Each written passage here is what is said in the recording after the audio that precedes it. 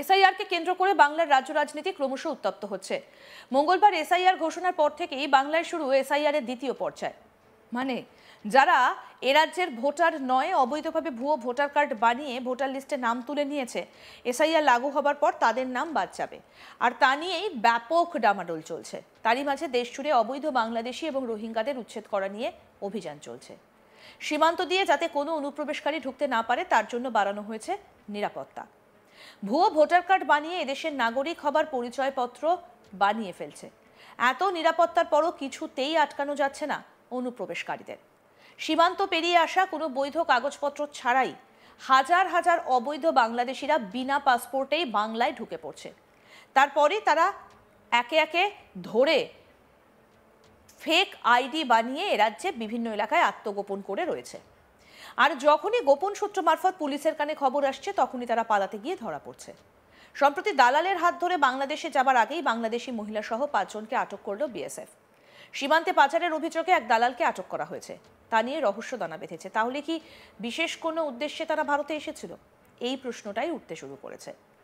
সোমবার রাতে দালালের হাত ধরে ভারত থেকে বাংলাদেশে যাওয়ার আগেই 143 নম্বর ব্যাটালিয়নের তারালি সীমান্তে কর্তব্যরত বিএসএফ এর জওয়ানরা এক বাচ্চা এবং 2 মহিলা সহ মোট 5 জনকে আটক করে।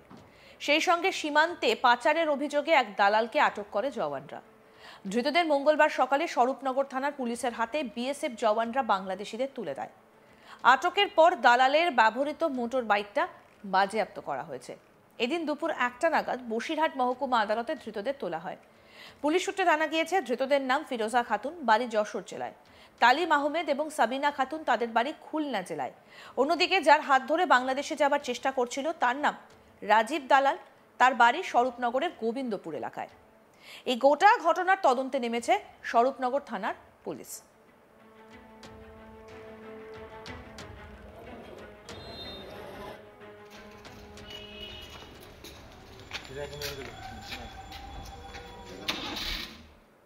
আমাদের প্রতিনিধি তপন মণ্ডল কি প্রতিবেদন তুলে ধরেছেন শুনবো। উত্তর 24 পরগনার বসিরহাট মহকুমার সীমান্ত ব্যবহার করে বাংলাদেশিদের অনুপ্রবেশের ঘটনা কোনো নতুন ঘটনা নয়। তবে সম্প্রতি আমরা যে ঘটনা দেখছিলাম যে এসআইআর এর পরিপ্রেক্ষিতে বাংলাদেশ থেকে যারা অবৈধভাবে অনুপ্রবেশ করে ভারতে বসবাস করছিলেন তারা বিভিন্ন জায়গায় ভারতের বিভিন্ন রাজ্যে বসবাস করছিলেন এবং তারা ফিরে যাচ্ছিলেন স্বরূপনগর সীমান্ত দিয়ে। এবং হাকিমপুর চেকপোস্টের সামনে আমরা বেশ কয়েকদিন ধরে দেখছিলাম যে বেশ কিছু বাংলাদেশি অনুপ্রবেশকারীদের ভিড় জমাচ্ছিলেন স্বরূপনগরের সীমান্তে। তারা সকালবেলা থেকে শুরু করে দুপুর পর্যন্ত তারা স্বরূপনগরের হাকিমপুর সীমান্তে আসছিলেন এবং পরবর্তীকালে তাদের বিএসএফ এর কাছে সারেন্ডার করার পর থেকে বিএসএফ কর্মকর্তারা তাদের বিজিবি অর্থাৎ বাংলাদেশের যে সীমান্ত বাংলাদেশের যে বর্ডার গার্ড আছে সেই সীমান্তের রক্ষীদের সঙ্গে মিটিং করার পর তারা কিন্তু তাদের সঙ্গে নিয়ে বাংলাদেশে পাঠিয়ে দিচ্ছিলেন। তবে সম্প্রতি যে দালাল চক্র আমরা বিভিন্ন সময় ধরে দেখে এসেছি যে স্বরূপনগরের বিভিন্ন এলাকায় যে দালাল সক্রিয় সেই দালাল চক্র কিন্তু ইতিমধ্যেই স্বরূপনগরে আরও সক্রিয় হয়ে উঠেছে। তার কারণ আমরা আবারও দেখতে পেয়েছি যে স্বরূপনগরের তারালির সীমান্ত দিয়ে যখন বাংলাদেশিরা ভারত থেকে বাংলাদেশে অনুপ্রবেশ করছিল সেই সময় কিন্তু বেশ কয়েকজন বাংলাদেশি ইতিমধ্যেই স্বরূপনগরের সীমান্তে যে বিএসএফে কর্তব্যরত বিএসএফের 143 নম্বর ব্যাটালিয়নের জওয়ানরাতে ধরা পড়েছে। এবং এটাই প্রমাণ করছে যে স্বরূপনগরের দালাল চক্র এখনও পর্যন্ত সক্রিয় আছে। কারণ যেখানে বাংলাদেশিরা এসে বাংলা সীমান্তে বিএসএফের কাছে আত্মসমর্পণ করছে এবং তারপর তাদেরকে ফিরিয়ে দেওয়া হচ্ছে বাংলাদেশে, সেখানে ফের দালাল চক্র সক্রিয় হয়ে উঠেছে। কারণ একজন দালালও কিন্তু এই কয়েকজন বাংলাদেশিদের সঙ্গে ধরা পড়েছে এবং সোমবার গভীর রাতে এই ঘটনাটি ঘটেছে স্বরূপনগরের তারালি সীমান্তে।